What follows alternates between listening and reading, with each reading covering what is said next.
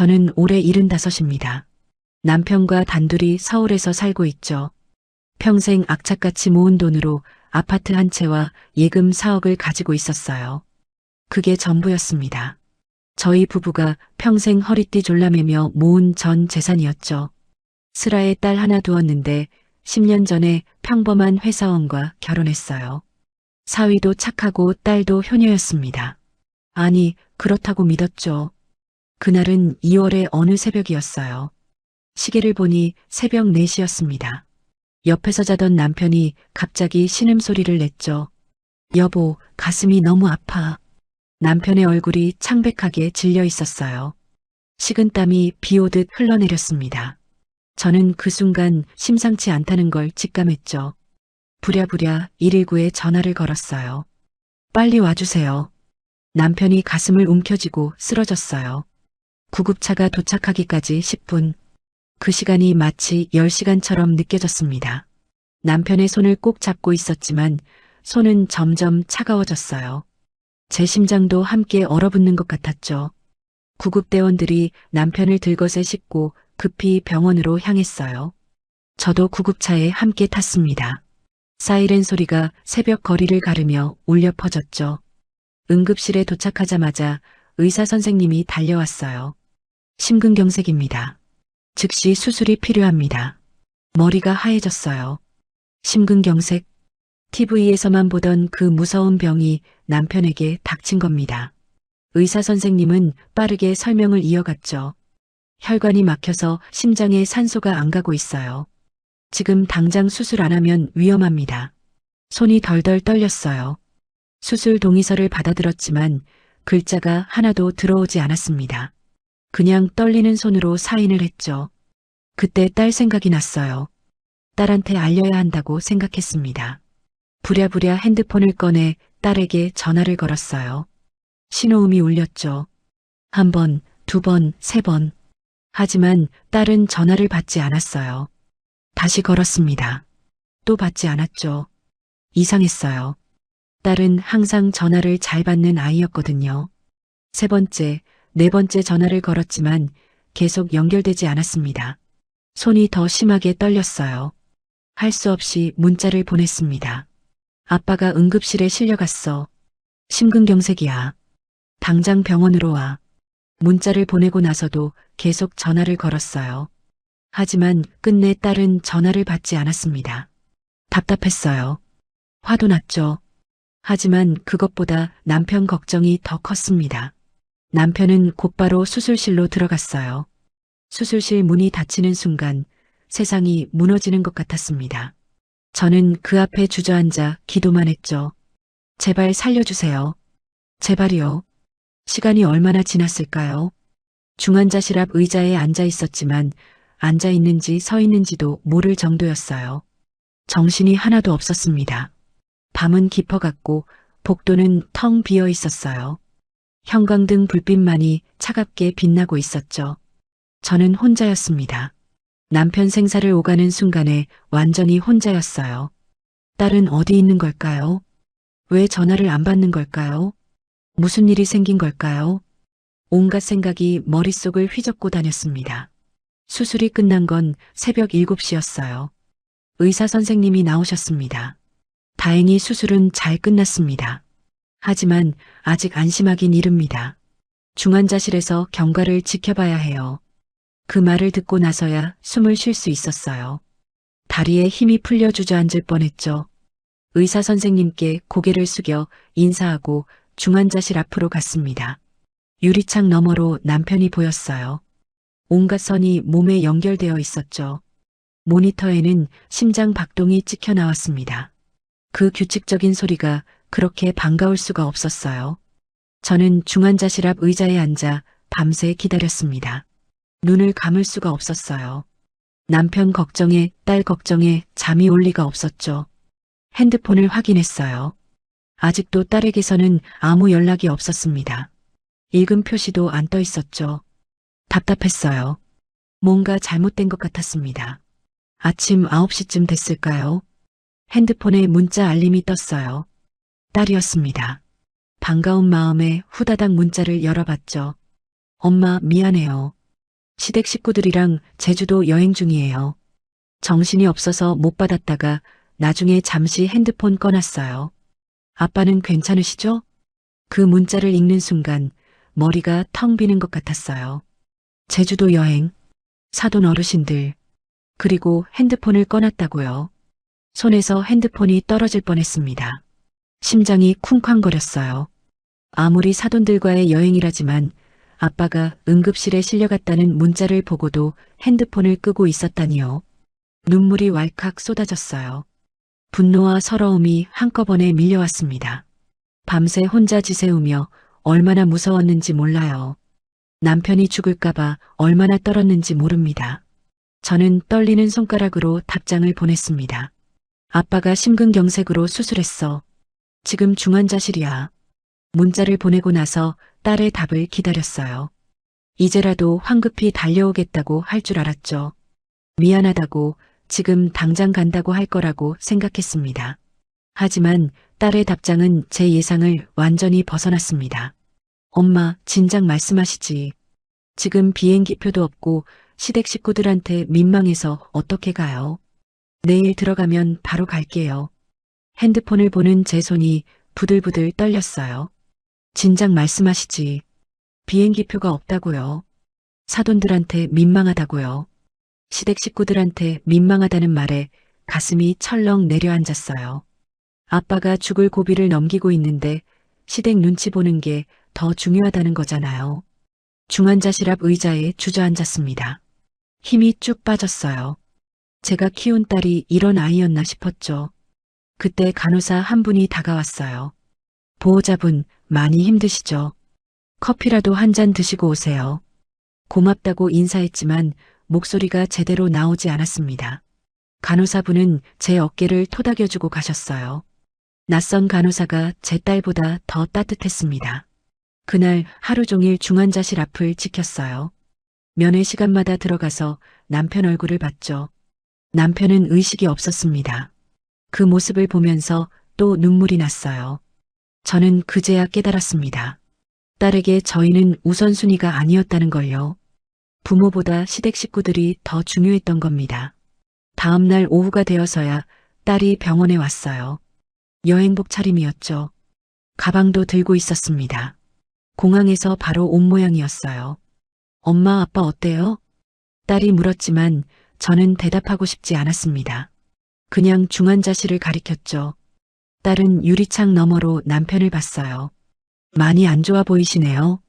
그 말에 화가 치밀었습니다. 당연히 안 좋아 보이겠죠. 심근경색으로 응급수술을 받았는데요. 딸은 태연하게 말을 이었어요. 엄마도 많이 힘드셨죠. 제가 미리 왔어야 했는데 미안하다는 말은 없었습니다. 그냥 형식적인 위로였죠. 저는 딸을 똑바로 쳐다봤어요. 너 아빠가 죽을 뻔했어. 밤새 수술하고 중환자실에 있는데 넌 제주도에서 바로 오지 않고 계속 놀고 있던 거니? 딸이 표정이 굳었습니다. 엄마, 그게 아니라 시어머니, 시아버지랑 함께 약속한 여행이었어요. 갑자기 취소하면 어떡해요? 저는 더 이상 말하고 싶지 않았어요. 무슨 말을 해도 소용없을 것 같았습니다. 딸은 30분쯤 있다가 돌아갔죠. 직장일이 밀려서요. 주말에 다시 올게요. 그렇게 말하고는 휙 나가버렸습니다. 사위는 얼굴도 비추지 않았어요. 바쁘다는 핑계였죠. 남편은 일주일 만에 중환자실에서 일반 병실로 옮겼습니다. 의식도 돌아왔어요. 하지만 몸 상태가 많이 안 좋았죠. 여보, 딸은 왔었어? 남편이 물었습니다. 저는 대충 얼버무렸어요. 응, 한 번 왔었어. 바빠서 금방 갔지만 남편에게 딸 얘기를 하고 싶지 않았어요. 남편이 상처받을까봐 걱정됐습니다. 병실에서 남편을 간호하는 일주일 동안 딸은 단 한 번도 오지 않았어요. 전화도 하지 않았죠. 주말에 온다더니 그것도 거짓말이었습니다. 저는 혼자서 남편 수발을 들었어요. 식사 챙기고 약 먹이고 씻겨드리고 75 나이에 쉽지 않았습니다. 허리도 아프고 다리도 아팠어요. 간호사들이 도와주긴 했지만 밤에는 제가 혼자 지켜야 했죠.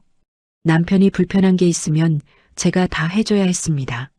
어느 날 밤 남편이 화장실 가는 걸 부축하다가 제가 넘어질 뻔했어요. 그때 눈물이 또 났습니다. 이럴 때 딸이 있어야 하는 거 아닌가요? 퇴원하는 날이 다가왔어요. 의사 선생님이 말씀하셨습니다. 많이 좋아지셨어요. 하지만 집에서도 계속 조심하셔야 합니다. 가족들이 잘 돌봐드려야 해요. 가족들이라. 딸은 그 긴 입원 기간 동안 딱 한 번 왔다 갔습니다. 퇴원하던 날 짐을 챙기고 있는데 딸한테 전화가 왔어요. 엄마, 아빠 오늘 퇴원하시죠? 제가 못 가서 미안해요. 회사에서 중요한 회의가 있어서요. 미안하다는 말만 했지 실제로 미안해하는 것 같지는 않았습니다. 저는 짧게 대답했어요. 그래, 알았어. 전화를 끊고 남편을 부축해서 택시를 탔죠. 집으로 돌아오는 내내 마음이 무거웠습니다. 집에 와서도 남편 간호는 계속됐어요. 약을 챙겨 먹이고 식사도 특별히 신경 써서 만들었죠. 짠 거 안 되고 기름진 것도 안 됐습니다. 딸은 가끔 전화를 했어요. 하지만 형식적인 안부 인사뿐이었죠. 아빠 괜찮으세요? 응, 괜찮아. 그럼 잘 챙겨드리세요. 저 바빠서 끊을게요. 늘 이런 식이었습니다. 바쁘다는 핑계로 5분도 안 돼서 전화를 끊었어요. 한 달쯤 지났을 때 딸이 손주를 데리고 왔습니다. 손주 얼굴을 본 건 3개월 만이었어요. 그새 많이 컸더라고요. 할머니, 손주가 반갑게 달려왔습니다. 저는 손주를 꼭 안아줬죠. 너무 보고 싶었어요. 그런데 딸은 손주만 놔두고 전화 통화를 했어요. 아버지 병문안을 왔으면 할아버지한테 관심을 가져야 하는 거 아닌가요? 남편은 손주를 보며 환하게 웃었습니다. 하지만 딸은 계속 전화만 붙들고 있었죠. 1시간쯤 있다가 딸이 말했어요. 엄마, 저희 가볼게요. 애가 학원 가야 해서요. 또 그렇게 휙 가버렸습니다. 남편은 아쉬운 표정으로 손주가 가는 걸 봤어요. 제 가슴도 먹먹했습니다. 그날 밤 남편이 말했어요. 여보, 딸이 요즘 너무 바쁜가 봐. 저는 아무 말도 하지 않았습니다. 바쁜 게 아니라 관심이 없는 거였죠. 하지만 남편한테 그런 말을 할 수는 없었어요. 남편이 퇴원한 지 한 달쯤 지났을 때였어요. 어느 날 오후 딸이 예고도 없이 집에 찾아왔습니다. 갑작스러운 방문이었죠. 엄마, 아빠 계세요? 딸의 표정이 평소와 달랐어요. 뭔가 할 말이 있는 것 같았습니다. 저는 거실로 안내했죠. 아빠는 방에서 쉬고 계셔. 무슨 일이야? 딸은 잠시 머뭇거리더니 방으로 들어갔어요. 저도 따라 들어갔습니다. 남편은 침대에 앉아 계셨죠. 딸이 남편 옆에 앉더니 말을 꺼냈어요. 아빠, 제가 오늘 온 이유가 있어요. 목소리가 떨리고 있었습니다. 저는 불안한 예감이 들었어요. 딸이 이어서 말했죠. 우리 애들 학원비랑 전세자금 때문에 너무 힘들어요. 갑자기 웬 돈 얘기인지 어리둥절했습니다. 딸은 계속 말을 이었어요. 아빠, 이 아파트를 제 명의로 증여해 주시면 대출받아서 쓸게요. 부모님은 계속 여기 사셔도 되니까 걱정 마세요. 그 순간 머리를 망치로 얻어맞은 것 같았어요. 아파트를 증여하라고요. 대출을 받겠다고요. 남편도 당황한 표정이었습니다. 입을 벌렸다 다물었다 하더니 아무 말도 못하셨어요. 저는 참을 수가 없었습니다. 당장 아빠가 죽다 살아났는데 재산 얘기가 먼저니? 안 돼. 딸이 얼굴을 붉혔어요. 엄마, 저도 살아야죠. 애들 학원비도 밀렸고 전세 만기도 다가오는데 돈이 없어요. 저는 고개를 저었습니다. 그래도 안 돼. 이 집은 우리 노후 대책이야. 딸이 눈물을 글썽이기 시작했어요. 하지만 저는 마음이 움직이지 않았습니다. 남편이 죽을 고비를 넘길 때 어디 있었는데요? 엄마, 그럼 저희는 어떡해요? 정말 급해요. 딸이 울먹이며 말했지만 저는 단호했습니다. 우리가 죽으면 다 내 거 된다. 그때까지 기다려. 남편도 제 뜻에 동의하셨어요. 딸아, 엄마 말이 맞다. 우리도 살아야 하는데 집까지 내 명의로 넘기면 우린 어떡하니? 딸의 표정이 굳어졌습니다. 눈물은 이미 그쳤어요. 대신 차가운 눈빛으로 저희를 쳐다봤죠. 그래요. 알겠어요. 딸은 그렇게 말하고 일어났습니다. 인사도 없이 집을 나갔어요. 문이 쾅 닫히는 소리가 크게 울렸죠. 남편이 한숨을 쉬었어요. 여보, 우리가 너무 매정한 걸까? 저는 남편의 손을 잡았습니다. 아니에요. 우리가 살아야 딸도 의지할 곳이 있는 거예요. 하지만 마음 한구석이 불편했어요. 딸이 환한 얼굴로 나가는 모습이 자꾸 떠올랐습니다. 그 다음 주부터 딸이 다시 찾아오기 시작했어요. 일주일에 한 번씩 규칙적으로 왔죠. 올 때마다 같은 얘기만 했습니다. 아빠, 다시 한번 생각해 주세요. 정말 급해요. 우리도 살아야 한다고요. 제발 도와주세요. 처음에는 울먹이며 애원하더니 나중에는 목소리가 높아졌어요. 다른 집들은 다 자식한테 증여해 주던데 왜 우리 집만 안 돼요? 어차피 나중에 제 거 될 건데 왜 이렇게 인색하게 구세요? 딸의 말투가 점점 거칠어졌습니다. 저는 매번 똑같이 대답했죠. 안 돼. 우리가 죽으면 가져가라. 한 달이 넘도록 이런 일이 반복됐어요. 딸은 포기하지 않았습니다. 집요하게 찾아와서 같은 요구를 했죠. 어느 날은 사위까지 데리고 왔어요. 처음으로 사위가 온 거였는데 병문안도 아니고 이런 일로 온 겁니다. 사위가 조심스럽게 말했어요. 장인어른, 장모님, 저희가 정말 어려워요. 도와주시면 안 될까요? 사위는 딸보다 공손했지만 본질은 같았어요. 집을 넘기라는 얘기였습니다. 남편이 단호하게 말씀하셨어요. 자네 사정은 알겠네. 하지만 우리도 노후를 생각해야 해. 사위는 더 이상 말하지 않았어요. 하지만 딸은 달랐습니다. 아빠는 제 사정을 하나도 모르세요. 매일 밤 돈 걱정에 잠도 못 자요. 딸이 목소리를 높였죠. 저는 화가 났습니다. 그럼 아빠가 응급실에 실려갔을 때 넌 제주도에서 뭐 했어? 그때 우리 사정 생각했어? 딸이 말문이 막혔어요. 사위는 어색하게 앉아 있었죠. 저는 더 이상 참을 수가 없었습니다.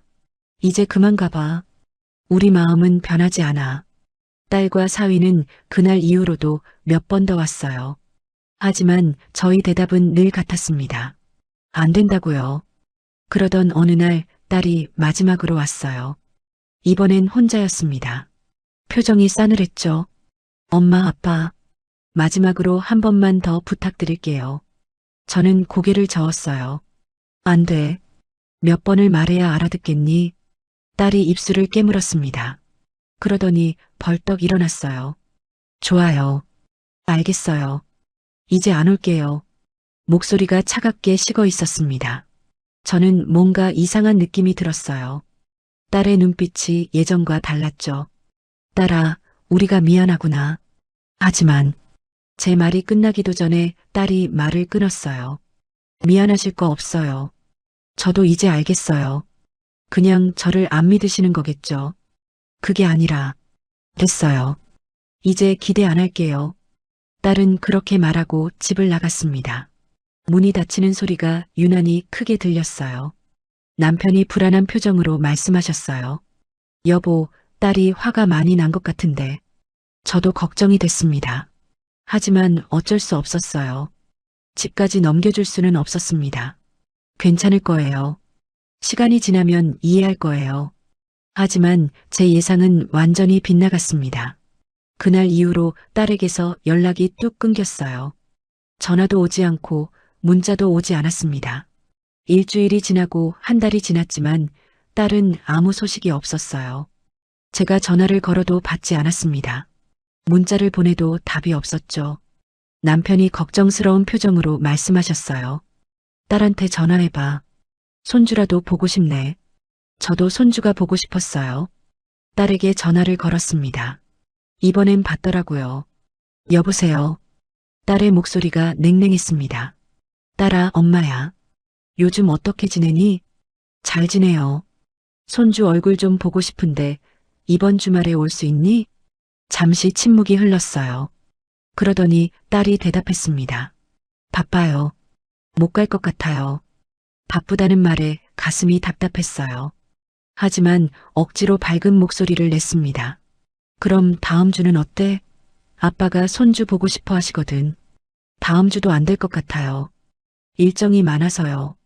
딸의 목소리는 여전히 차갑고 무뚝뚝했어요. 제가 다시 물었죠. 그럼 언제쯤 시간이 되니? 모르겠어요. 나중에 연락드릴게요. 그리고는 일방적으로 전화를 끊어버렸습니다. 신호음만 덩그러니 남았어요. 저는 한동안 핸드폰을 들고 멍하니 서 있었죠. 남편이 물으셨어요. 딸이 뭐래? 저는 애써 웃으며 대답했습니다. 바쁘대요. 나중에 온대요. 그래, 많이 아쉽네. 남편은 그렇게 말씀하시며 고개를 끄덕였어요. 하지만 저는 알고 있었습니다. 바쁜 게 아니라 안 오는 거라는 걸요. 명절이 다가왔어요. 추석이었습니다. 당연히 딸이 올 거라고 생각했죠. 아무리 화가 났어도 명절은 와야 하는 거 아닌가요? 저는 며칠 전부터 준비를 했어요. 딸이 좋아하는 음식도 만들고 손주 간식도 준비했습니다. 남편도 기대에 차 있었죠. 오랜만에 딸 얼굴 보겠네. 손주도 보고. 명절 당일 아침이었어요. 저는 딸에게 전화를 걸었습니다. 딸아, 몇 시쯤 올 거니? 딸이 대답했어요. 엄마, 저 오늘 못 가요. 귀를 의심했습니다. 뭐라고? 오늘 추석인데? 시댁에 가기로 했어요. 작년에 저희 집에서 했으니까 올해는 시댁 차례죠. 작년에도 시댁에 갔었어요. 그때도 같은 핑계였습니다. 제 목소리가 떨렸죠. 작년에도 시댁 갔잖아. 올해는 우리 집 차례 아니니? 시어머니가 꼭 오라고 하셔서 어쩔 수 없어요. 딸의 목소리에는 미안함이 전혀 없었어요. 저는 더 이상 참을 수가 없었습니다. 딸아, 아빠가 아프셨잖아. 그래도 명절에는 와야 하는 거 아니니? 엄마, 저도 제 나름대로의 상황이 있어요. 나중에 갈게요. 또 나중이었어요. 나중은 언제인지도 모를 시간이었습니다. 그래, 알았어. 저는 짧게 대답하고 전화를 끊었어요. 남편이 걱정스러운 얼굴로 쳐다봤습니다. 딸 안 온대?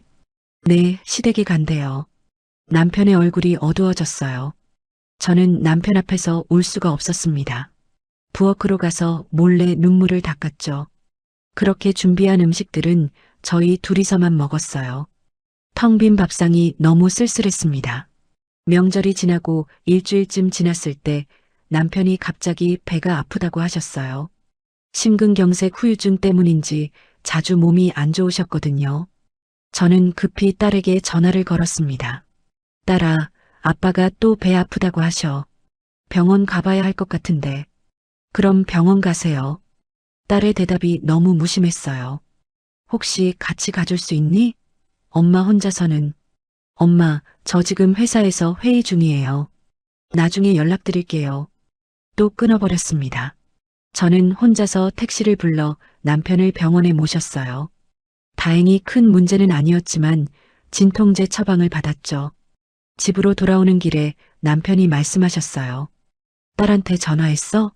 네, 했는데 바쁘대요. 남편은 아무 말씀도 하지 않으셨어요. 하지만 표정이 많이 슬퍼 보였습니다. 며칠 후 저는 손주 생일을 떠올렸어요. 손주 생일은 10월이었습니다. 선물이라도 보내주고 싶었죠.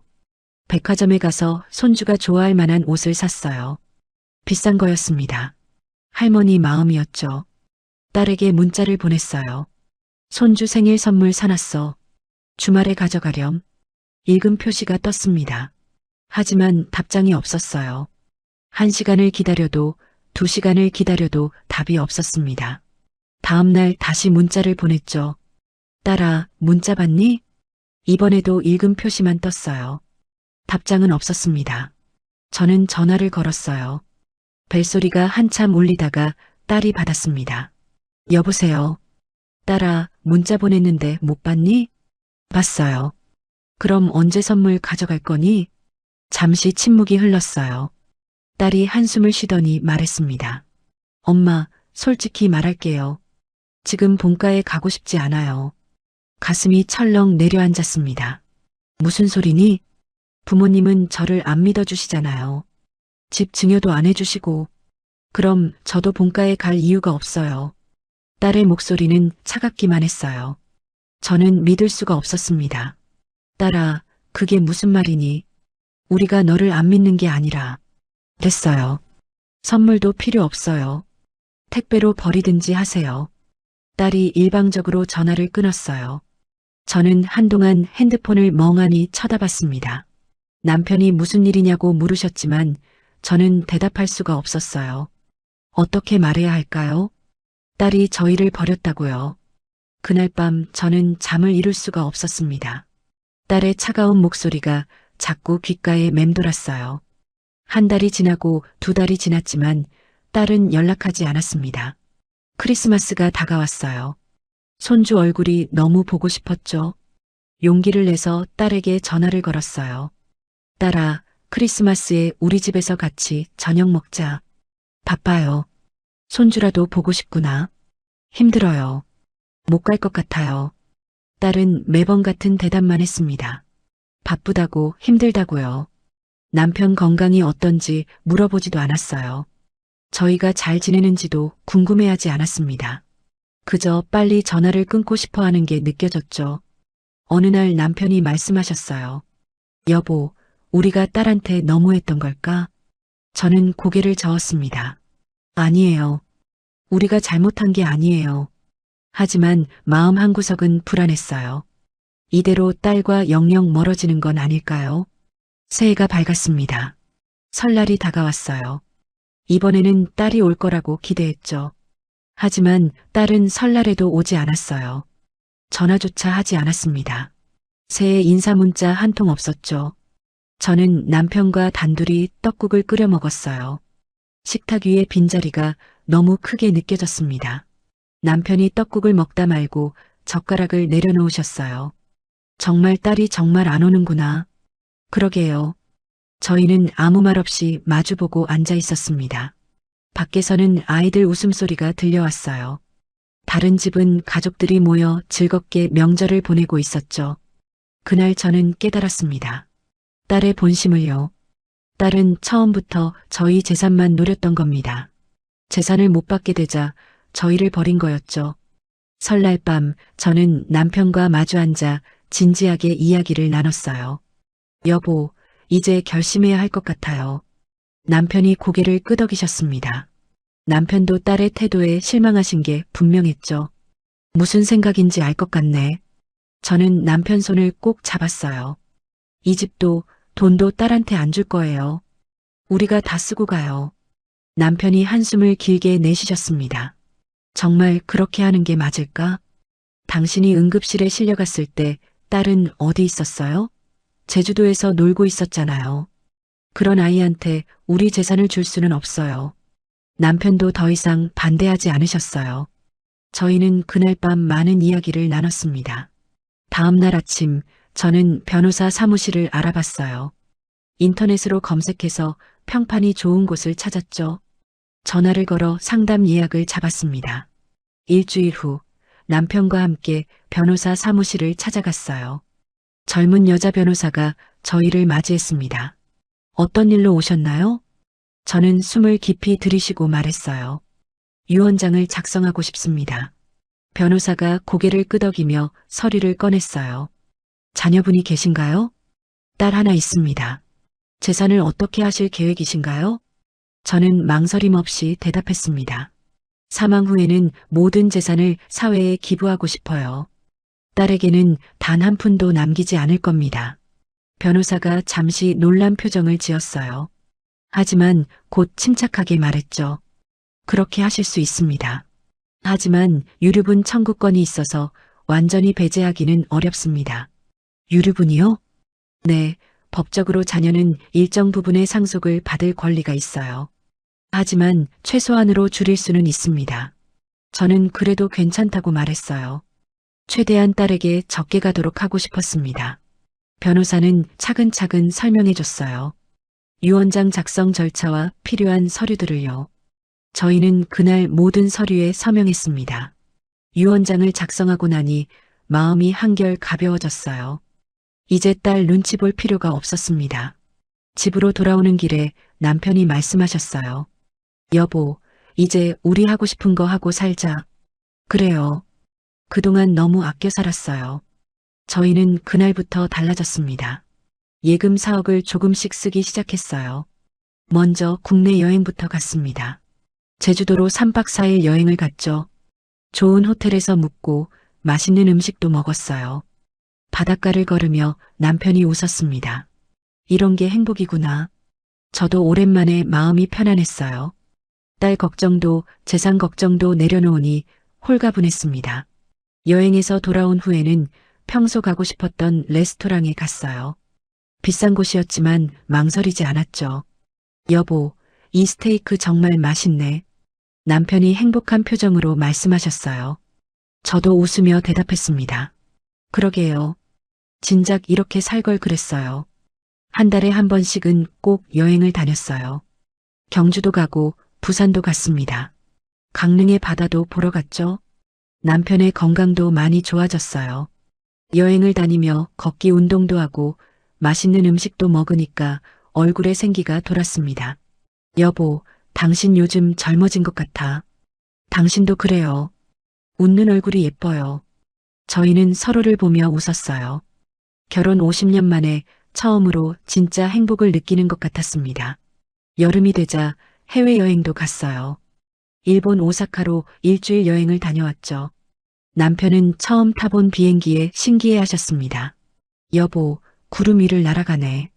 남편의 들뜬 목소리에 저도 기분이 좋아졌어요. 오사카에서는 맛있는 음식도 먹고 유명한 관광지도 다녔습니다. 사진도 많이 찍었어요. 남편과 함께 찍은 사진들이 핸드폰에 가득 찼죠. 하나하나 보면서 행복을 느꼈습니다. 가을에는 유럽 여행을 계획했어요. 평생 가보고 싶었던 파리였습니다. 여행사에 문의하니 비용이 만만치 않았죠. 한 사람당 500만 원입니다. 예전 같았으면 포기했을 거예요. 하지만 이제는 달랐습니다. 2명이요. 예약해주세요. 파리 여행은 정말 꿈 같았어요. 에펠탑 앞에서 사진을 찍고 루브르 박물관도 갔습니다. 생강을 따라 산책도 했죠. 여보, 여기가 파리구나. 평생 꿈꿔왔는데. 남편이 감격스러운 표정으로 말씀하셨어요. 저도 눈물이 날 것 같았습니다. 그렇게 1년이 흘렀어요. 저희는 여행도 다니고 좋은 음식도 먹으며 행복하게 살았습니다. 예금은 점점 줄어들었지만 후회하지 않았어요. 어느 날 이웃 아주머니가 말했어요. 요즘 2분 여행 많이 다니시네요. 좋으시겠어요. 저는 웃으며 대답했습니다. 나중을 기약할 수 없으니까요. 지금 즐길 수 있을 때 즐기는 거예요. 아주머니가 부러운 표정을 지었어요. 저도 그렇게 살고 싶은데 자식들 뒷바라지 하느라 돈을 못 모으겠어요. 저는 아무 말도 하지 않았습니다. 예전에 저도 그랬으니까요. 딸을 위해 모든 걸 아끼며 살았죠. 하지만 이제는 달랐어요. 저희 인생을 살기로 했습니다. 일주일쯤 지났을 때였어요. 저녁을 먹고 있는데 초인종이 울렸습니다. 누구세요? 문을 열었더니 딸이 서 있었어요. 1년 만이었습니다. 딸의 얼굴은 많이 변해 있었죠. 수척해 보였어요. 엄마, 들어가도 돼요? 저는 딸을 들여보냈습니다. 딸은 거실로 들어와 저희를 쳐다봤어요. 표정이 심상치 않았습니다. 엄마, 아빠, 할 말이 있어요. 딸이 소파에 앉았어요. 저희도 마주 앉았습니다. 딸의 눈빛이 날카로웠죠. 엄마, 아빠, 요즘 여행 많이 다니신다면서요? 역시 소문을 들었나 봅니다. 저는 담담하게 대답했어요. 그래, 여행 좀 다니고 있어. 딸이 테이블을 탁 쳤어요. 돈을 다 어디에 쓰세요? 저희 생각은 안 하세요? 목소리가 커졌습니다. 저는 차분하게 말했죠. 우리 돈인데 우리가 쓰면 안 되니? 그 돈 나중에 제 거잖아요. 지금 다 써버리시면 저는 어떡하라고요? 딸의 본심이 그대로 드러났어요. 역시 재산만 노리고 있었던 겁니다. 남편이 조용히 말씀하셨어요. 딸아, 우리도 살아야 한다. 평생 모은 돈인데 우리가 행복하게 쓰면 안 되겠니? 행복하게요? 해외여행까지 가시면서요? 그 돈이면 제 전세자금 보태줄 수 있잖아요. 딸은 여전히 돈 얘기만 했어요. 저는 더 이상 참을 수가 없었습니다. 딸아, 아빠가 응급실에 실려갔을 때 제주도에서 놀던 내가 무슨 자격으로 우리 돈을 바라니? 딸의 얼굴이 굳었어요. 그건 어쩔 수 없었잖아요. 시어머니, 시아버지와 약속이 어쩔 수 없었다고? 아빠가 죽을 뻔했는데 제 목소리가 떨렸습니다. 1년 넘게 쌓였던 서운함이 터져나왔어요. 딸이 입술을 깨물었어요. 죄송해요. 하지만 그때 이미 지나간 일이잖아요. 지나간 일? 그게 그렇게 쉽게 지나갈 일이니? 저는 눈물을 참으며 말을 이었습니다. 퇴원한 후에도 넌 딱 한 번 왔다 갔어. 명절에도 안 왔고 아빠 아프실 때도 안 왔지. 손주 얼굴도 안 보여줬어. 그건 바빠서. 바쁜 게 아니야. 재산을 못 받게 되니까 우리한테 관심이 없었던 거잖아. 딸이 할 말을 잃었어요. 사실이었으니까요. 남편이 한숨을 쉬며 말씀하셨어요. 딸아, 내가 진심으로 우릴 걱정했다면 연락이라도 했어야지. 1년 넘게 얼굴도 안 보이고 전화 한 통 없었잖아. 딸이 울먹이기 시작했어요. 엄마, 아빠, 제가 잘못했어요. 용서해 주세요. 눈물을 흘리며 매달렸습니다.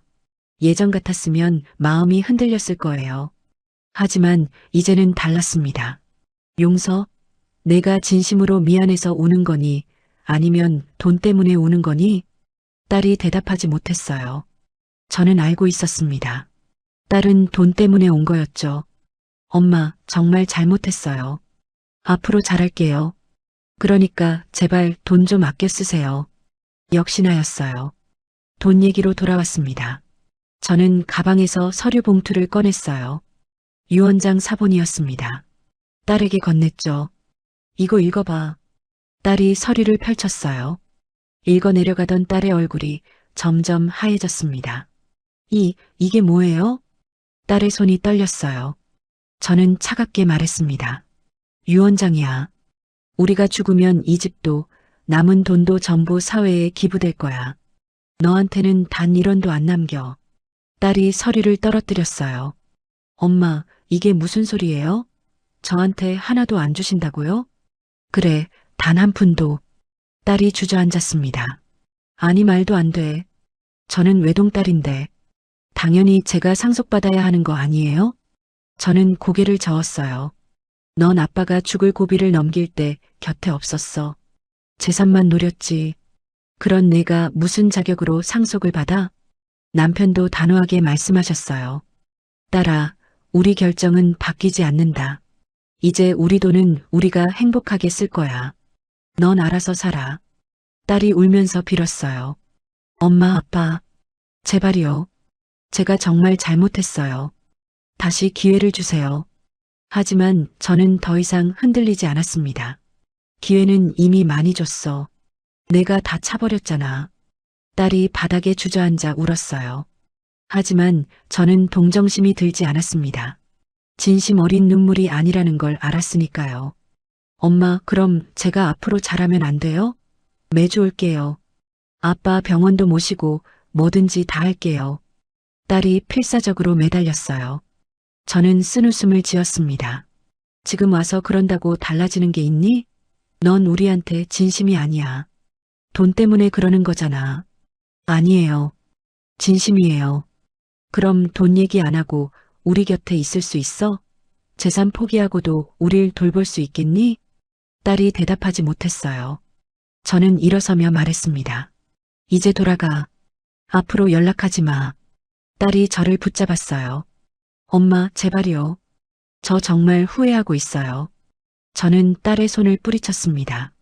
딸이 더 이상 할 말이 없는 듯 했어요. 바닥에 주저앉아 울기만 했습니다. 남편이 조용히 말씀하셨어요. 딸아, 이제 그만 가거라. 우리 마음은 변하지 않는다. 딸이 비틀거리며 일어났어요.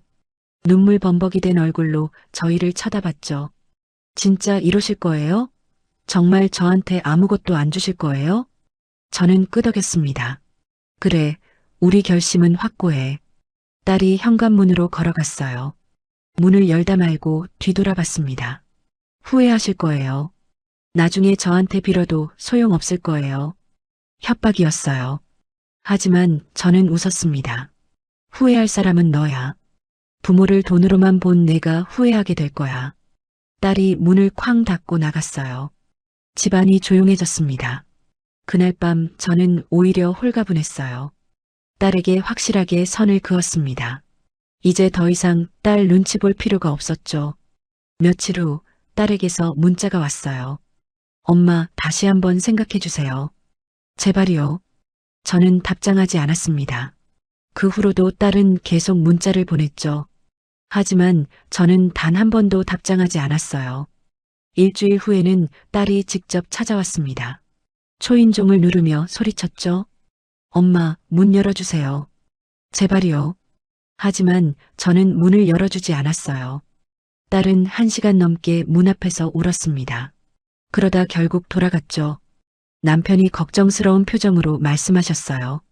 이러다 딸이 어떻게 되는 건 아닐까? 저는 고개를 저었습니다. 아니에요. 우리가 약하게 나가면 딸은 계속 매달릴 거예요. 확실하게 끊어야 해요. 남편도 결국 제 뜻에 동의하셨어요. 저희는 그날부터 더욱 확고해졌습니다. 딸은 그 후로도 몇 번 더 찾아왔어요. 때로는 울면서, 때로는 화를 내면서요. 하지만 저희는 문을 열어주지 않았습니다. 한 달쯤 지났을 때 딸이 마지막으로 찾아왔어요. 이번에는 사위와 손주까지 데리고 왔더라고요. 할머니, 할아버지, 저예요. 손주 목소리가 들렸습니다. 가슴이 찢어지는 것 같았어요.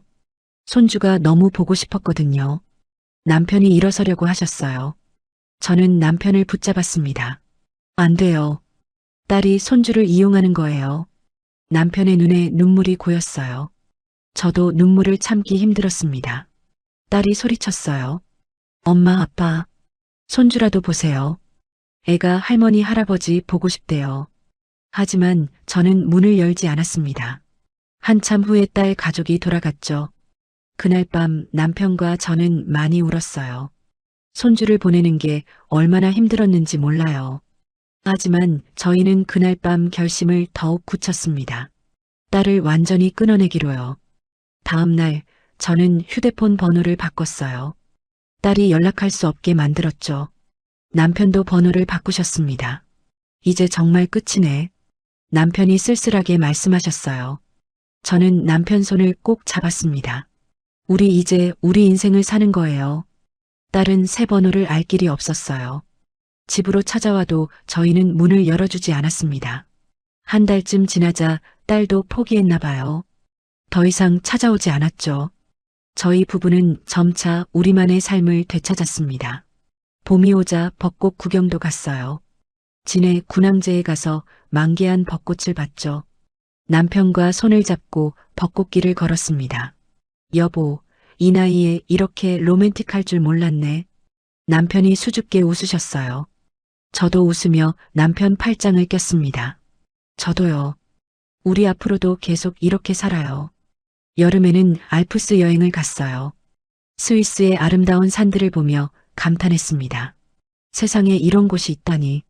저희는 케이블카를 타고 정상까지 올라갔어요. 눈 덮인 산봉우리가 한눈에 들어왔죠. 여보, 사진 찍어요. 남편과 함께 찍은 사진들이 추억으로 남았습니다. 핸드폰 앨범을 열면 행복한 순간들이 가득했어요. 2년이 흘렀습니다. 예금은 조금씩 줄었지만 저희는 행복했어요. 딸 생각은 가끔 났지만 후회하지 않았습니다. 가을이 되자 캐나다 단풍 여행을 갔어요. 빨갛고 노란 단풍이 장관이었습니다. 여보, 이 풍경 봐요. 정말 아름답죠? 그러게요. 평생 잊지 못할 거예요. 저희는 메이플 로드를 따라 드라이브를 했어요. 창밖으로 펼쳐지는 단풍을 보며 행복을 느꼈죠. 어느덧 3년이 지났습니다. 예금은 계속해서 줄고 있었지만 저희는 여전히 건강했고 행복했습니다. 남편의 건강도 많이 좋아졌어요. 여행 다니며 운동도 하고 스트레스도 없으니까 몸이 좋아진 거죠. 여보, 의사 선생님이 뭐래요? 건강 상태가 아주 좋대요. 이대로만 지내면 오래 사실 거래요. 남편이 기뻐하셨어요. 저도 마음이 놓였습니다. 어느 날 저녁 남편과 나란히 앉아 차를 마시고 있었어요. 창밖으로 노을이 지고 있었죠. 남편이 제 손을 잡으며 말씀하셨어요. 여보, 그때 딸한테 안 넘겨준 게 신의 한 수였지? 저는 웃으며 대답했습니다. 그럼요. 우리 정말 잘했어요. 만약 그때 집을 넘겨줬으면 어땠을까? 아마 지금쯤 좁은 월세방에서 살고 있었을 거예요. 딸 눈치 보면서요. 남편이 고개를 끄덕이셨어요. 그러게요. 지금처럼 자유롭게 살 수 없었겠지. 저희는 서로를 보며 웃었습니다. 노을빛이 저희를 비추고 있었어요. 여보, 우리 앞으로도 이렇게 살아요. 남은 돈으로 여행도 다니고 맛있는 것도 먹고요. 그럼요. 우리 인생이니까요. 그렇게 저희는 딸 걱정 없이 진정한 노후를 즐기고 있습니다. 매일매일이 행복해요. 아침에 눈을 뜨면 오늘은 뭘 할까 설레죠. 이웃들이 말합니다.